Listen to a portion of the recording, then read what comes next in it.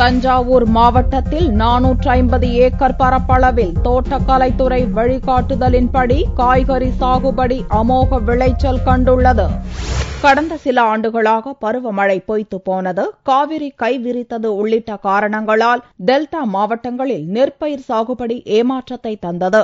நாளுக்கு நாள் காய்கறிகளின் விலை விண்ணை தொட்டு வரும் நிலையில் காய்கறி சாகுபடி செய்வதில் தஞ்சை விவசாயிகள் தீவிரம் காட்டினர். தோட்டக்கலைத்துறை கை கொடுக்க தஞ்சாவூரில் 450 ஏக்கரில் காய்கறி விதைகள் பயிரிடப்பட்டன. விவசாயிகளுக்கு மானியமும் கிடைக்க கத்தரிக்காய், வெண்டைக்காய், கொத்தவரங்காய், மா, வாழை உள்ளிட்ட பயிர்கள் தற்போது விவசாயிகளுக்கு லாபத்தை ஈட்டியுள்ளன. தோட்டக்கலைத்துறை மூலமாக மானியத்தில் விதை செடியை வர கொடுத்துருக்காங்க. நெல் நடணும்னா ஏகப்பட்ட செலவு, நிறைய நஷ்டம் எடுத்து தண்ணி நின்று ஆகிடும். இது எதுவும் மருந்தடிக்கிற வேலையே கிடையாது. இதில் எதுவும் ஒரு டைம் 2 டைம் தான் வைப்போம். காய் மொத்தமாக வரதுனால டன்னு கணக்கில் எடுத்து வெளியில் அனுப்பி விட்டுருவோம். இது ஒரு சிறந்த வருமானம் எங்களுக்கு. நெல்லை விட குறிப்பாக நல்ல வருமானம்.